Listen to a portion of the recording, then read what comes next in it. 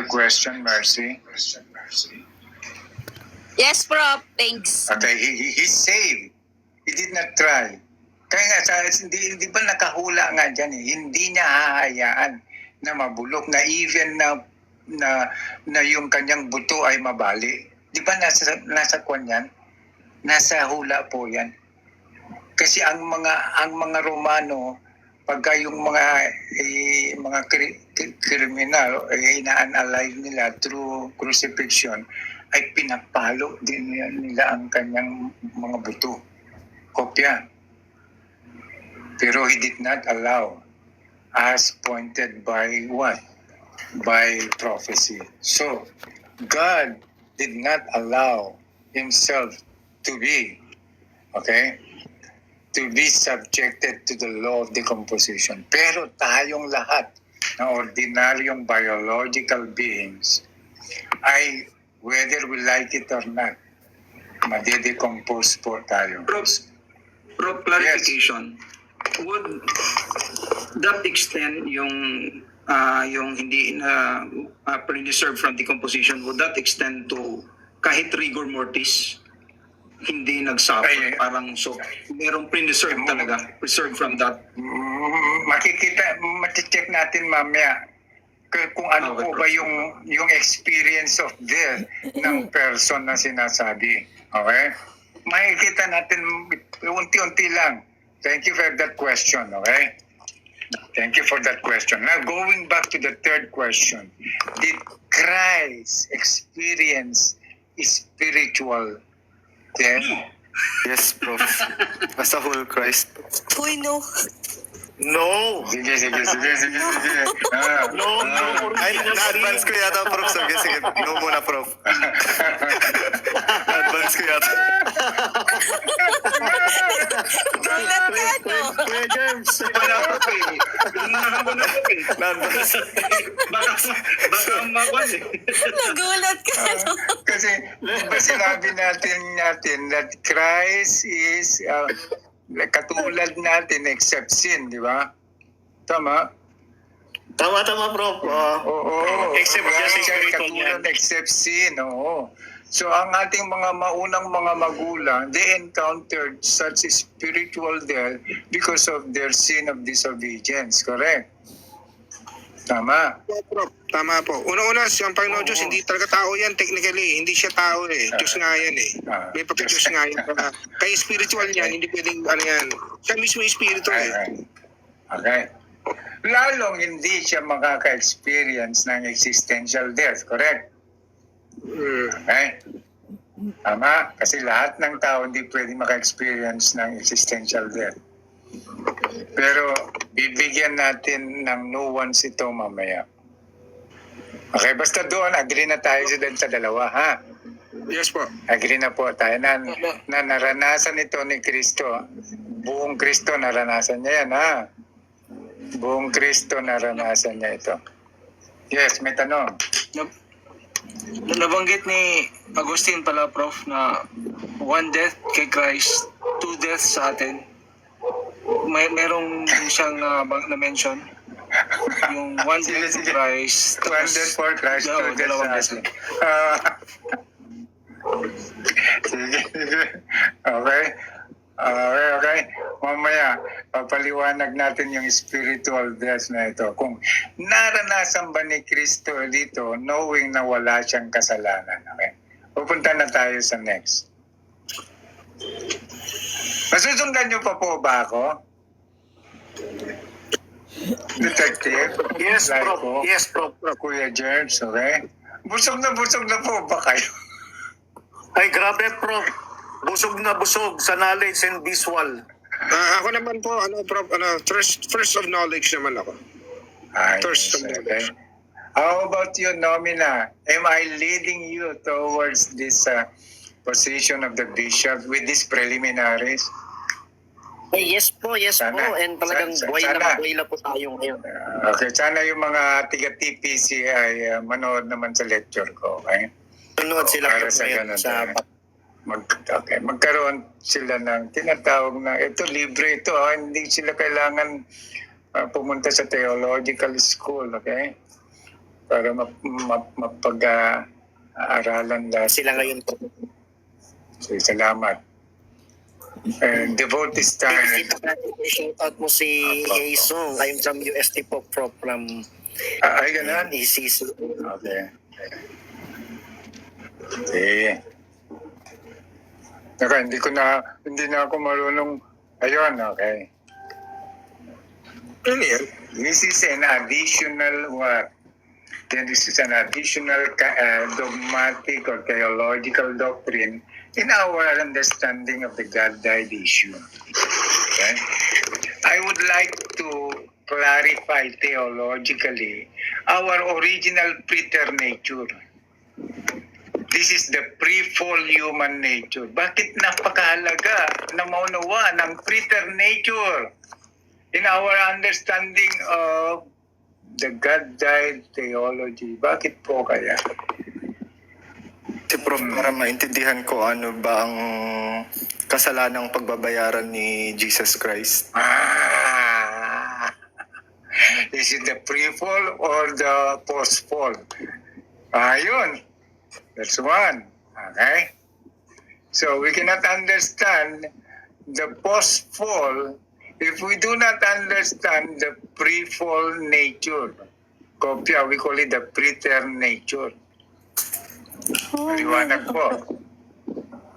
Queen Martha, Thank you po. there are two characteristics of the preternature. One is that we are in a state of original justice and we are in a state of original holiness. Yan ang ating estado bago pa nagkasala ang ating unang magulang. Kopya. Yes po, sir. Thank you po. At dito, sa preternature state na ito, may mga regalong ibinigay sa ating unang mga magulang. Ayan na. Ito na. Ito na. Yung mga regalo na ito. Ano yung number one, Kuya Germs? Immortality tentative. Yan, that's number one. That's number one. That's the pre-fall nature of man bago nagkasala. Kopya. Ginawa ang ating katawan na immortal. Tentatively fitted for the what? Heavenly existence. Tentatively. Yan ang isa sa preternatural gift natin. Kopya po. At yan, Prof. Manny, nasa loob pa ng Garden of Eden yan, no? Prof. Manny. Opo. Tama. Sinabi ng Diyos yan eh. Opo. Pag inyo kinain nito, kayo mamamatay. So mga tuwid, Mamamatay. hindi sila mamamatay. Hindi sila namamatay kung tutusin eh. Nakalagay yan sa Genesis nga. Correct. Sinabi yan ng Diyos eh, pag inyo kinain yan, kayo mamamatay. Sa mga tuwid, kung hindi nila kinain yun, buhay sila. Hindi sila mamamatay. Ang Kaya galing kailangan nila. mo kinain eh. Tama Ang yun. galing sa Bible research nila, okay? Number two, alam ni Lot yan eh, kasi na-undergo na nila sa seminar yan ni Lot eh. Okay? We are free from ignorance because our knowledge is an infused knowledge directly from God. Kopya, maliwanag. That is our pre-fall state. Because of the pre-fall state, God has given our what? Unang mga magulang ng mga regalo. Number three, free from suffering and pain. We call it impossible. P-A-S-S-I-B-L-E. Kopya nomina, Kuya Germs. Queen. Okay, isa yan sa mga regalo. Okay, number four, we were free from concupiscence because our emotions and passions are always under control by our intellect. So itong mga regalo na ito, we call it preternatural gifts. Ito yung original na estado ng tao. kopya. Yun yung original na binigay na regalo sa atin. That we live with freedom, control, and integrity of our nature. Pero pansin nyo class, ha? Because of what? Because of sin, nagkaroon ng consequential penalty. Kopya? Kopya po? Nagkaroon ng consequential penalty due to sin. If you disobey my command, may mga mawawala sa iyo at may mangyayari sa iyo. Number 1, there is a loss of original holiness. Wala na yung sanctifying grace sa atin, yung innocence natin. Number 2, the loss of original justice at yung mga kaakibat na regalo. Okay? Yan ang nawala. Where's my pen? At ano ang naging epekto? Ito na yung naging epekto. Although yung cognitive and appetitive desires natin and the intellect and free will na-retain. Okay? Yung concupiscence or yung tendency to sin na-retain. Yung ignorance natin naging penalty natin yan. Kasi dati, we were free from ignorance. Pero this time, ang tao, nagkakaroon siya ng ignorance. As a penalty, as a consequence, there is a disordered control of our emotions. Hindi katulad dati. Kontrolado ang ating passion and emotion. Next, as a consequence of sin, we, the first man, ay nakaranas ng suffering and pain due to their toil, pati yung panganganak. Nakuha nyo? Kaya ang lahat ng babae nakakaranas ng pain of delivery. At ang mga lalaki, okay, nakuha nyo, as a consequence of sin. And number 4, and this is the last, the experience of death and decay. We were all subject to death and decay as a result of sin. Maliwanag po ba? Yes, po, sir. Naunawaan niyo po ba ang preterm nature? Meaning our nature before the sin and our nature after the sin? That we were subject to death and decay, suffering and pain. Ito na ang natural properties natin, ng human nature natin. We call it the post-fall human nature. It is already the property of our nature to suffer and pain and death and decay. Yan na po. Yan na po. Pero naman ako, Apple Pen, manilobat ako. Nakuha Alam nyo? mo, may share lang ako. May sinabi si Hope din eh. Go. Ako'y pinanak sa mundong itong hubad. Babalik din ako sa lupa na hubad. Hubad. Okay. Kay Hope yan eh. Binanggit ka kay Hope. Pinanak akong hubad. Babalik din ako sa lupa na hubad. Mabalik tayong hubad. Okay.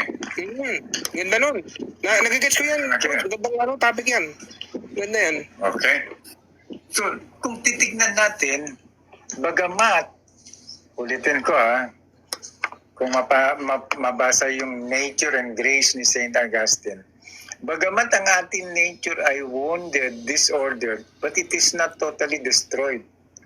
Kasi kay Juan, sa mga tulips, sa kanila, totally destroyed or totally depraved ang human nature. Pero sa atin, hindi po. Our human nature is only wounded and disordered. So ito ang mga nagiging karanasan natin ngayon. That suffering, pain, death, decay is a natural property that belong to our nature. Maliwanag po ba?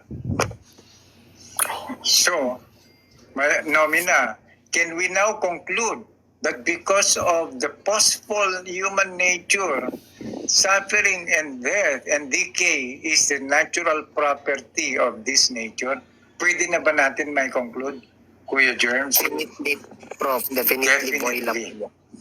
Apo, pwede po. Yes. Pwede po makulog yan. It is the natural property of a post-fall human nature, unlike the pre-fall nature, okay?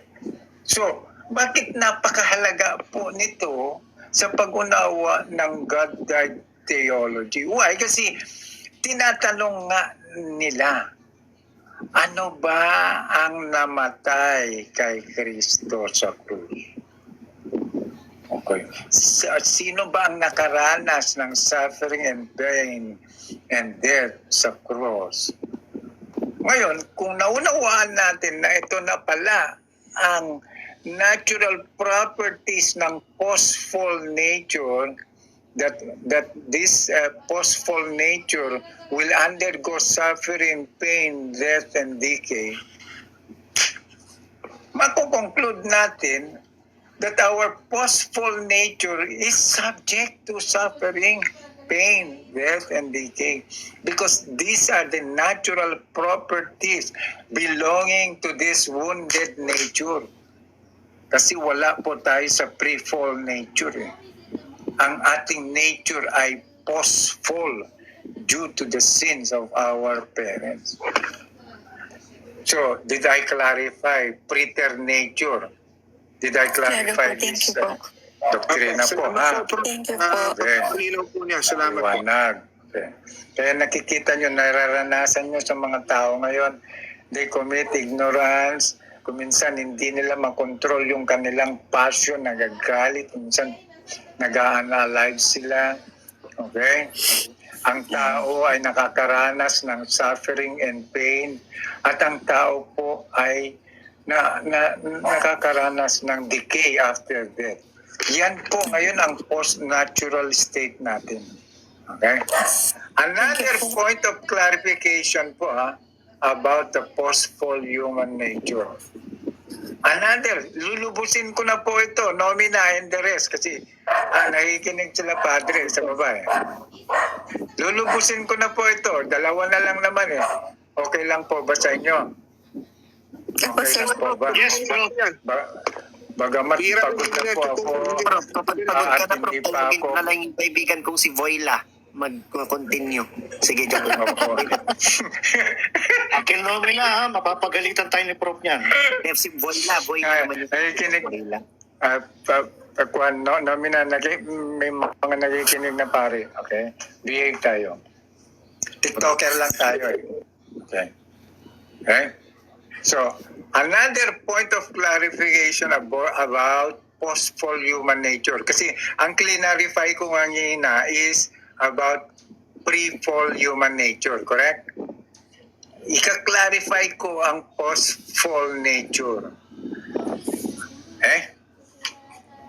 Number one, that man's nature is a composite. Okay? Meaning that post-fall nature is composed of rationality and animality.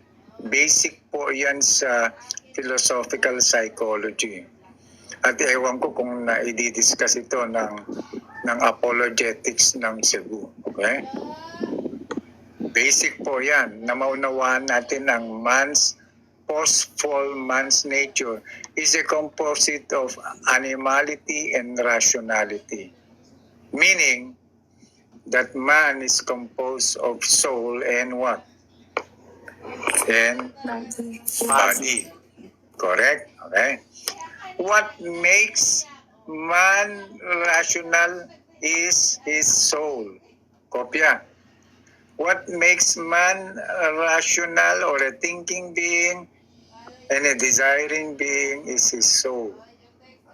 What makes man like other animals is his what? Is his body or material component. Maliwanag po ha. Now, ano ang relationship ng soul and body ng tao? They are substantially united. Kita nyo? Hindi rin po pwedeng pag-iwalayin ito. Nakita nyo?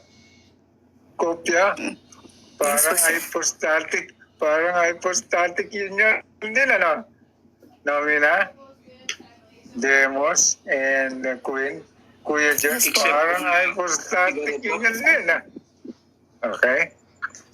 Meaning that these two principles are substantially united.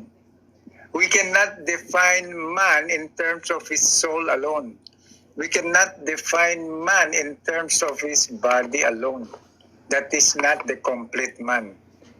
Kopya. But the complete man is soul and body because they are united, although distinct. Okay? That's why the union of the soul and the body is has one being and one single operation. And what is that one being and single operation? It is an operation that is attributed to the man's person. Kopya. Attributed to man's person.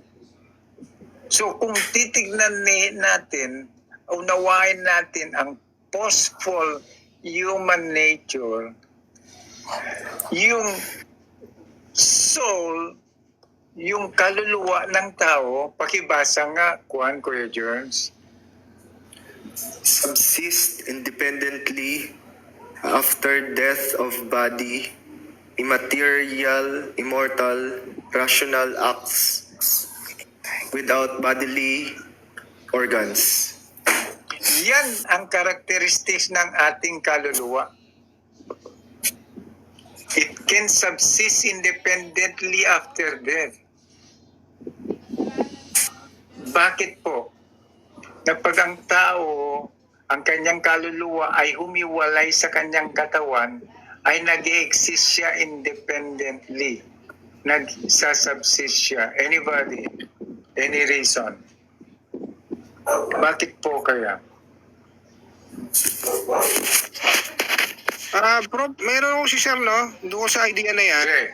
Sa Genesis ko nabasa to eh. Sabi niya, ginawa niya ang tao mula sa alikabok, ano? At binugahan niya ng hininga. Ng hininga. Mula sa ng kanyang ilong. Kaya sa mga katuwid, kung kukunin mo yung reverse idea nun, ay talagang iiwalay nga yun. Di ba? Iiwalay. Kasi ang Diyos, oo. Nagbigay ng Diyos ng hininga eh, ng buhay na dumaan sa ilong ng tao na kanyang ginawa. So, ibig sabihin, tama yan. Yan yung idea. Pag namatay ka, mawawala talaga espiritu mo. Nga talaga yan. Mawawala. Oo, siya nagbigay niyan. Hindi ko malalis at yung yung katawan mo. Hindi wala yung yung espiritu eh. Meron niya sa talata niyan eh. Ang alam ko, ito, nalala ko na. Pero pag namatay ang tao, ang gagawin ng Diyos, kukunin niya yan. Ang pamagitan niyang babalik. Oo, babalik niya sa sinapupunan niya sa Sir kanya. Manny, ano pong question? Na-miss ko po. Yan yung ano. Ang tanong kasi ay ganito, okay? Ang tanong is, bakit kaya pag ang ating kaluluwa ay it subsists independently from the body after the death of the body? Kasi ang nature ng ating soul ay it is what? Immortal. Immortal and immaterial. Yes. Okay? So in other words, since our soul is immortal and immaterial, hindi niya kailangan ng bodily organs for him to exist. Kasi spirit nga siya. Immaterial siya. Okay? Meron pa Hindi po, po Prof. namamatay. Matagdag ko pa pala. Meron pa pala, Prof. Sabi niya, ang Diyos ay, may binanggit siya eh, ang Diyos ay hindi nagyalayon sa laman, kundi sa espiritu. Kasi babalik sa kanyang sinapupunan, yun. Okay. Babalik yun. Okay, very Kaya yan mangyayari po dyan. Okay. Very good. Ngayon, pupunta tayo sa katawan ng tao.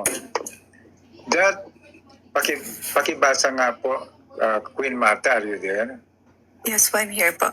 Okay. Subject to natural laws of decay after death. Material, Next. corporeal, mortal, cannot live and act without the soul. O yan naman ang characteristics ng ating katawan. That it is subject to natural laws of decay pagkatapos na siya ay mamatay. Bakit? Sapagkat ang nature ng ating katawan ay it is material, it is corporeal, it is mortal, and it cannot live and act without the soul. Nakita niyo yung close relationship between the soul and the body? Ano ang kaibahan? The soul can subsist without the body. But the body cannot exist without the soul. Kopya. That's one. Next, our soul cannot fully operate without the body. But our body cannot also operate without our soul. So nakita nyo yung close relationship between the soul and the body. And that is the man's nature post-fall due to sin or after sin. So pag ang tao namatay in death, Kuya Germs, are you there? Yes, Prof. In Okay, death, number one.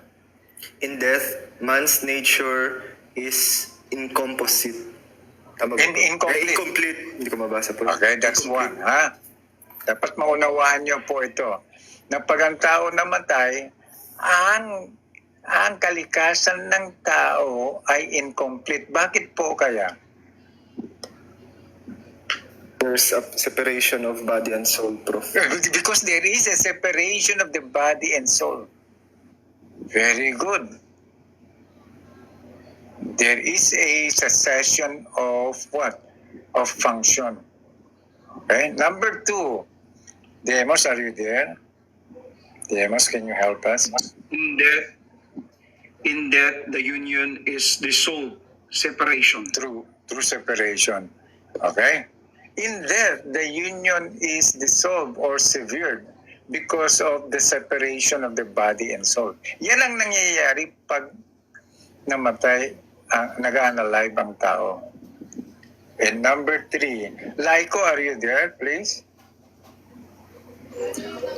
In death, the soul subsists as substantial Part, unnaturally. but unnaturally. Meaning, pag ang tao namatay, although the soul can subsist as a substantial part of man, but his existence is unnatural. Why? Because his nature of the soul is to be united to his body. Okay, and number four, Nomina, are you there?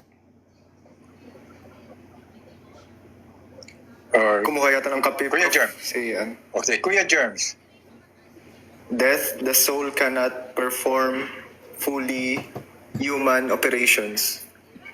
Yan ang nangyayari sa atin.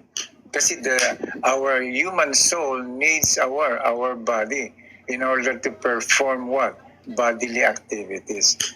Kaya makikita natin na this is the characteristics of a post-fall human nature. Now, let us go now to the resolution.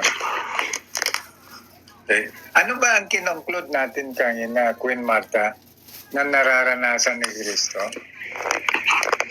Ano ang kinongclude natin kanina? Nakaranas si Kristo ng biological death, Biological correct? death.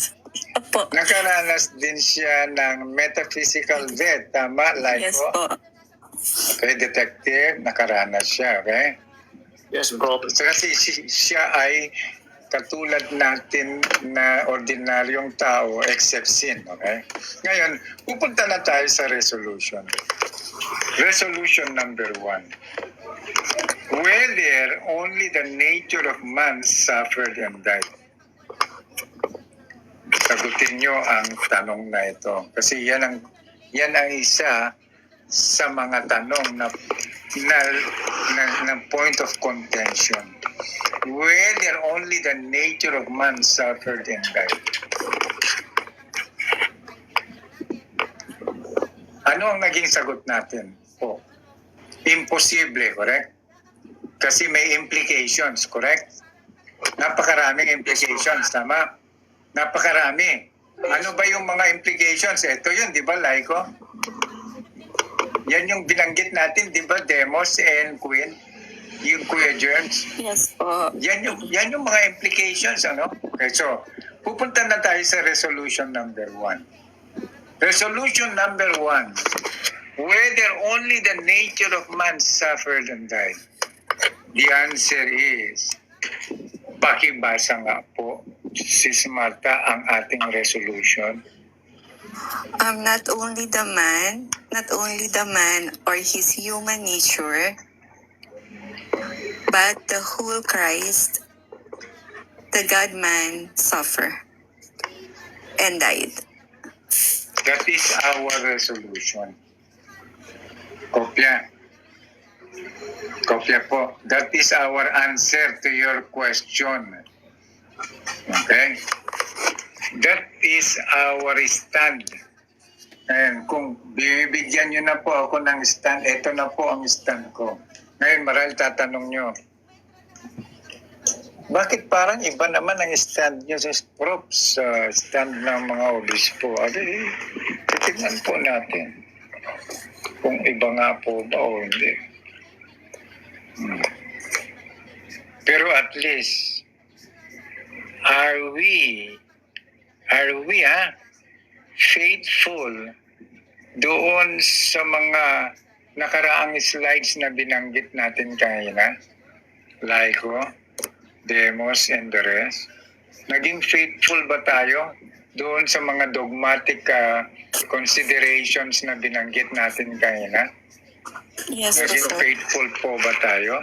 That it Opo. must be the God-man who has to redeem, it must be the God-man who has to atone, and it must be the God-man who never ceased to exist in his birth, never ceased to exist in his death. So, resolution number 1, okay?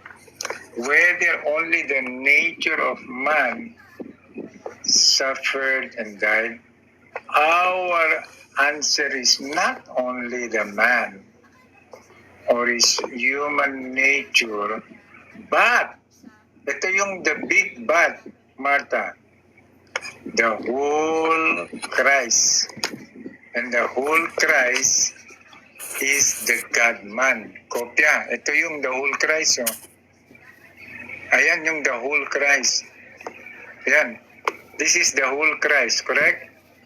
He is the Yes. God-man, Demos, correct? Yes, So, Yes, Prof. if this is the whole Christ who suffered and died on the cross, are we in conjunction with our dogma? Itong solution ko o yung answer ko o yung answer natin, is this in conjunction with our dogma of hypostatic union? Demos, what do you think? Perfectly, Prof. Yes. Perfectly. How about you, Laiko? And Kuya Germs? Yes, Prof. Is this Kasi in paalala ni conjunction? Cyril of Alexandria, Prof, na wag hiwalay. Isa lang yung Ayun. Jesus Christ, Prof. Ayun. Yung Son of God at Son of Man. Very good. Very good. Isa lang. Hindi pwede pag-iwalayin. Okay? It is not only his human nature, but the whole Christ, the God-man, suffered and died. Ulitin ko po not only, katulad ng sinasabi ng mga ibang defenders dyan, na sinasabi na only the human nature died on the cross. Ngayon, ano ang mga rason natin? Okay. Pwede bang pakibasa yung 2 reasons natin, Kuya Germs? The experience and operation is not just natural, but that theandric such experience of both have same objective and one subject. The divine person, same objective, redemption. Naunawaan niyo po ba? Yes, maliwanag po ba? That the experience of death and dying and the operation of dying on the cross is not just the natural experience of his humanity. but it is a theandrix or a mixed experience. Why? Because both nature have the same what? Objective. And both nature have the same and one subject, which is the divine person. And what is the same objective of both nature? To redeem Redemption. humanity. Redemption. Maliwanag po, ha? Maliwanag. Okay. Number 2, reason, Demos. Will you please read? The divine person is the possessor of human natures and is the whole subject of the experience and operation of the human nature, dying. Such as death and dying. So, kung titignan natin dito, makikita ba natin na puro divine person ang focus natin? Pansin nyo, Kuya Germs? That's the common denominator. Yes. That's the common denominator. Wala tayong pinag-uusapan na human nature only dito po, correct? But the divine person. So yung mga pari po sana nakikinig dyan. Titignan nyo ngayon kung naka-inline itong explanations ko doon sa documents na inilabas ng ating obispo. Titignan natin. So, conclusion number 1. Queen Martha. Go. Sorry, sir. Ano pa? Yes, sige. Read the conclusion number 1. Okay. It is then appropriate to state, as the bishop confirmed, that the one who truly, literally died is the Son of God, second person, who assumed a human flesh, also known as the God-man. Okay. Do you agree with that? With this conclusion, Demos? Yes. Laiko? Yes. Kuya Jerns? Yes po. Yes po. Nomina. Yan ang dokumentong inilabas ng mga obispo sa pagkabasa ko eh. It is then appropriate to state, as the bishops confirm, that the one who truly and literally died is the Son of God, the second person, who assumed a human flesh, also known as the God-man. Agree ka po ba dyan, Nomina, ha? Agree po tayo dyan. Buhay na po tayo. Yan po ang sinabi, yan po ang document na inalabas ng ating bishop. So nakapokus po tayo sa divine person. So it is an appropriate predication to say that the one who truly and literally died on the cross. Nakita niyo yan? On the cross is the God-man.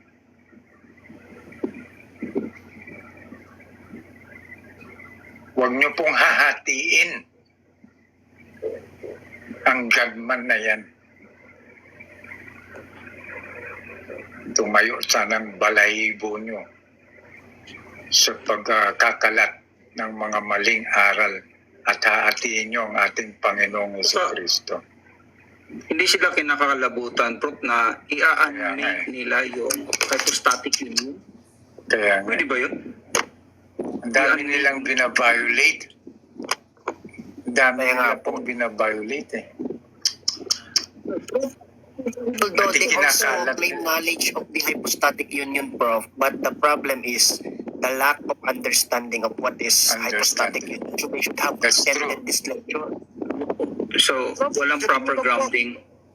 Prof, siguro, ang Panginoon dyan, nagsalita din dyan si Kristo. Sabi nga niya, Panginoon, patawarin mo po sila kasi hindi nila... Ay, precisely. Yeah, yun sinabi niya. Precisely. Correct.